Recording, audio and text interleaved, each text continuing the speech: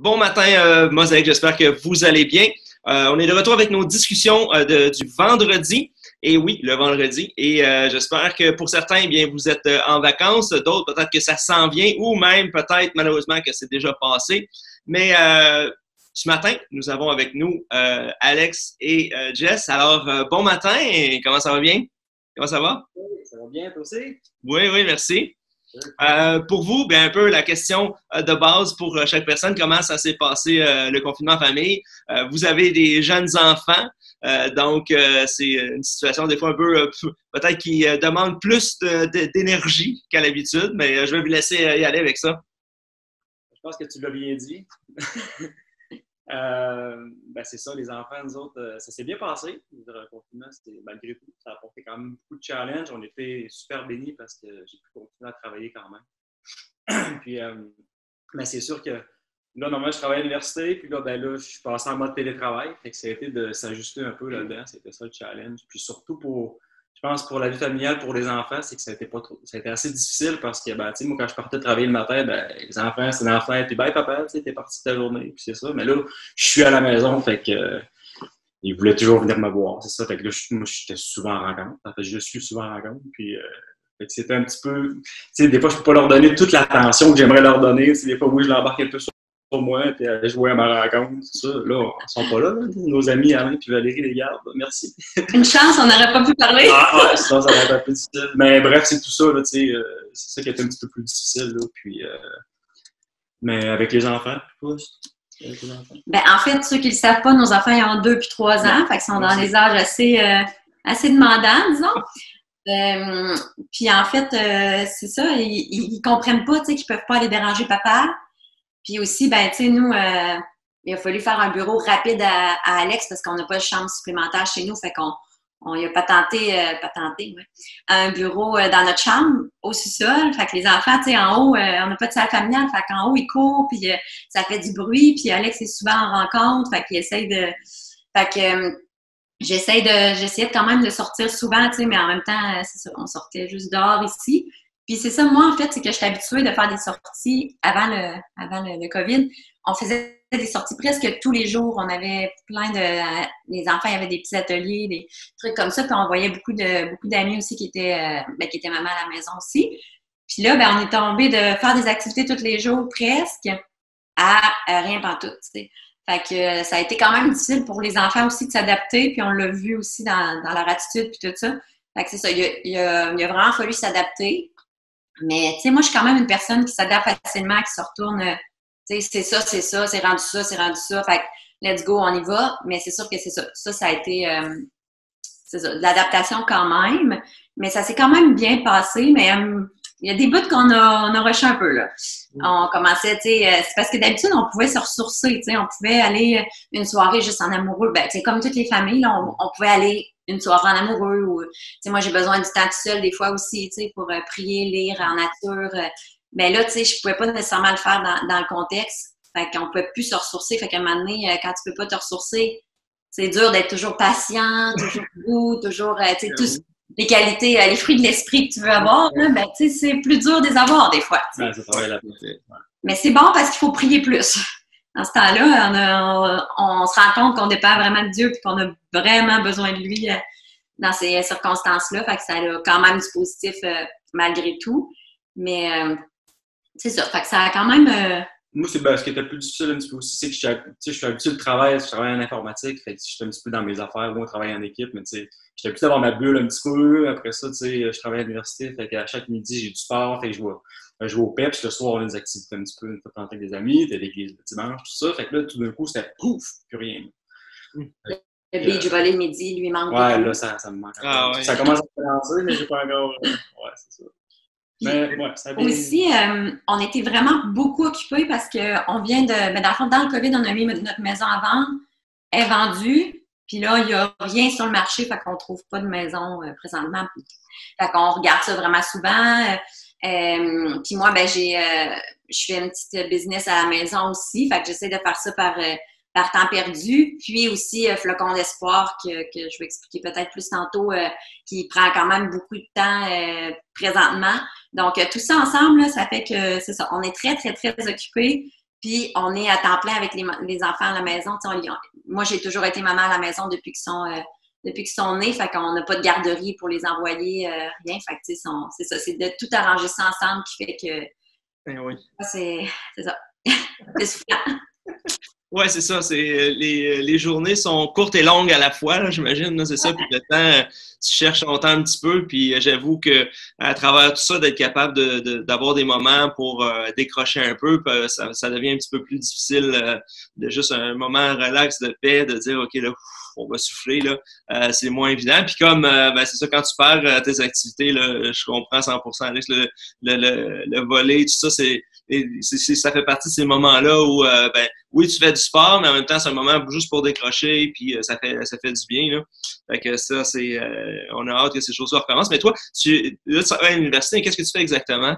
Je travaille à la direction des technologies de l'information. Fait qu'en gros, je travaille en informatique. Je travaille sur plusieurs systèmes, mais ma spécialisation, c'est beaucoup plus sur l'info nuagique, tout ce qui est cloud. OK, ouais. Pas trop vous perdre des termes techniques. J'essaie toujours de vulgariser, mais je me rends compte que c'est un flop à chaque fois. Même moi, je comprends pas. Mais tu sais, tout ce qui est serveur virtuel, tout ce qui est plein de systèmes. Puis, entre autres, dans le fond, nous, ce qui s'est passé beaucoup aussi, c'est que là, présentement, on a déjà des systèmes qui permettent de pouvoir travailler à distance un petit peu. Quand on fait des maintenances, du soir, tôt le matin, ou peu importe, les gens doivent se connecter à distance sur leur poste à l'université. Ils peuvent le faire. C'est juste que le système qu'on avait ne permettait pas d'avoir plusieurs connexions simultanées.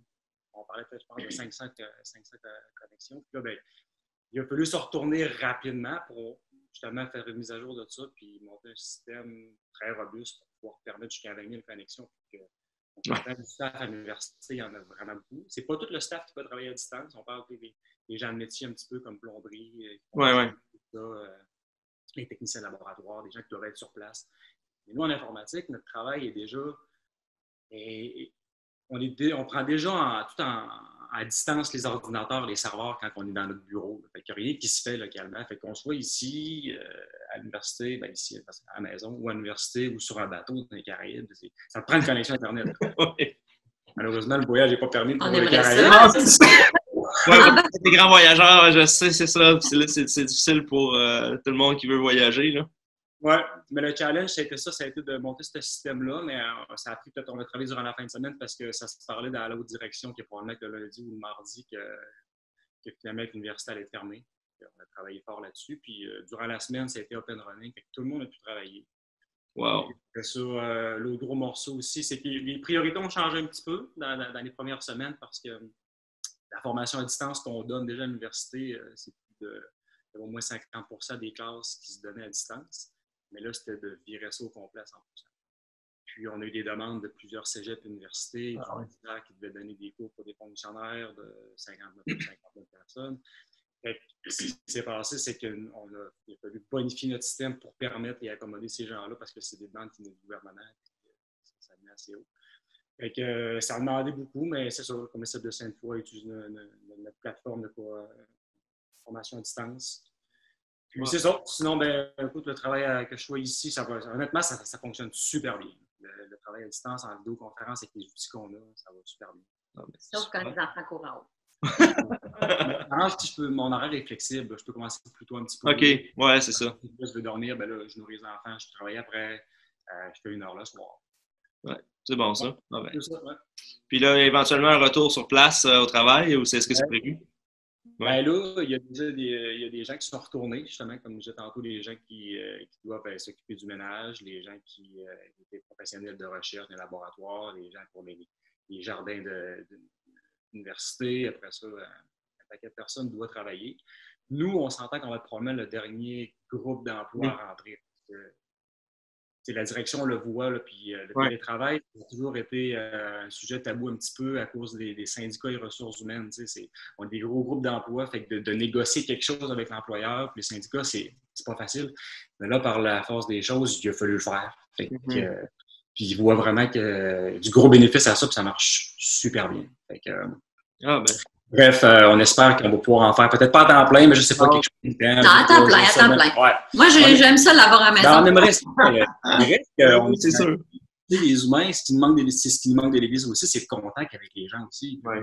Même si tu l'as, mais là, c'est le fun de te voir, tu sais, mais quand je suis arrivé à l'Église l'autre fois, il me semble que c'était pas pareil de te voir. Non, c'est ça. Tout à fait, oui, vraiment. Mais c'est quand même un contact avec moi. C'est mieux que rien, c'est mieux que rien. Oui. C'est le meilleur. Jess, il y a quelques semaines, on a parlé avec Cathy, bien entendu, on parlait de Flocons d'espoir. Chaque semaine, on donne des nouvelles. Il y a beaucoup de choses qui se sont passées durant le COVID à propos de Flocons d'espoir. Tu es vraiment très impliqué. Fait que j'aimerais ça que tu me donnes un peu le topo. Là, c'est rendu où, puis qu'est-ce que tu fais exactement? Oui. Ben en fait, c'est ça. En tout cas, je sais pas, je me souviens plus exactement, Cathy, ce qu'elle avait dit, mais c'est dans à cause du COVID, dans le fond, les personnes qui s'occupaient de Flocons d'espoir, si vous ne savez pas, Flocons d'espoir sont dans nos locaux à l'église au sous-sol, mais c'est pas géré par l'église du tout. Là. C'était dans le fond des madames qui s'en occupaient depuis 30 ans, puis eux avaient en majorité 70 ans et plus, fait qu'ils n'ont pas pu retourner dans les locaux du tout. Mais il y a eu plein de demandes parce qu'il y a des familles vraiment dans le besoin dans la ville de Québec parce qu'on ne dessert pas juste dans le fond de notre quartier, on dessert vraiment large à Québec. Puis c'est ça, il a continué d'avoir vraiment des besoins en urgence parce qu'on donne du lait, on donne des couches, on donne tout le matériel nécessaire pour partir une famille. Donc, des familles, même s'il y a le COVID, il y en a pas pareil, tu sais. Fait qu'il fallait continuer de donner ce matériel-là. Puis, Cathy, elle a vraiment, vraiment repris ça en charge, là.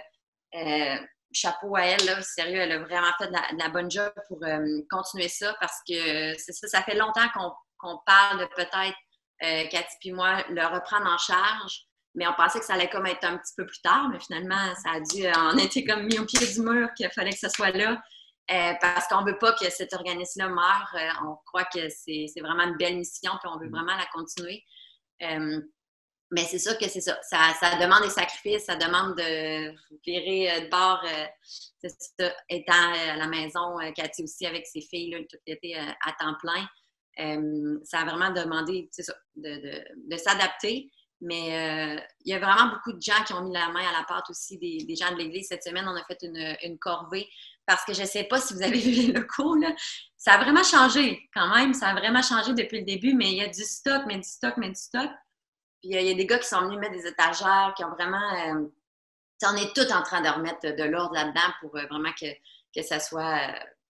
mieux, là, que ça soit bien organisé parce qu'on veut offrir plus, on veut vraiment développer. Là, on faisait juste, dans le fond, c'était quand même vraiment, vraiment beaucoup qu'est-ce qu'il faisait, là. Je veux pas amoindrir ça du tout, c'est vraiment de la grosse job. Juste pour vous dire, la madame apprenait les appels 24 heures sur 24, quasiment 7 jours sur 7, là, je veux dire, pour venir bénévolement, là, pour venir en aide aux familles. C'est vraiment incroyable tout ce qu'ils ont mis en place. Mais on veut encore pousser ça plus loin, offrir que les familles viennent dans nos locaux pour avoir vraiment un contact avec eux, pour faire de l'intervention avec eux. On veut même développer un volet pour les jeunes parce que c'est beaucoup des familles immigrantes qu'on a. Fait qu'il y en a beaucoup qui parlent pas bien le français. On veut aider les enfants pour qu'ils puissent apprendre le français, faire des ateliers. On veut vraiment là, pousser ça plus loin pour développer. Fait qu'on est en train de mettre ça sur pied, mais il faut tout revoir. Là, on fait des demandes de subventions aussi pour ça, mais c'est ça. Fait qu'on est en train de travailler vraiment la paperasse présentement, Cathy puis moi, puis aussi de remettre le local en ordre, si je peux dire, puis plus fonctionnel, disons, là, parce que là, c'est comme...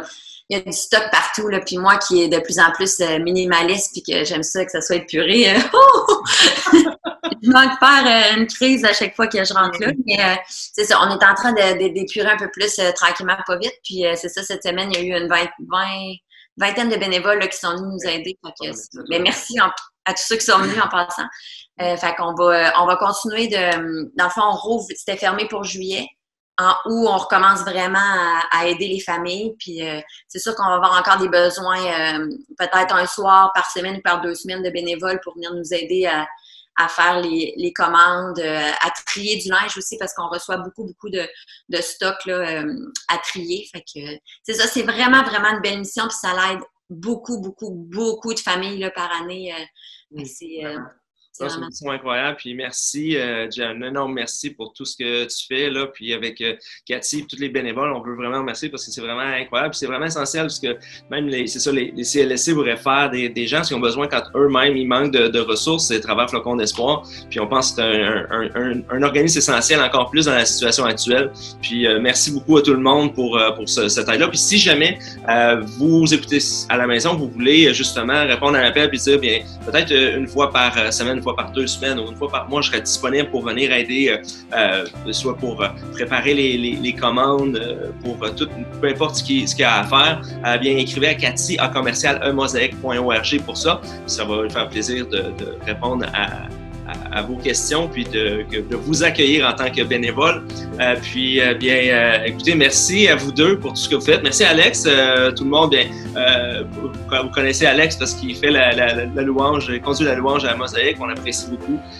Merci beaucoup pour tout ce que vous faites à l'Église. On vous aime, on vous apprécie énormément. Puis on espère vous revoir bientôt en vrai.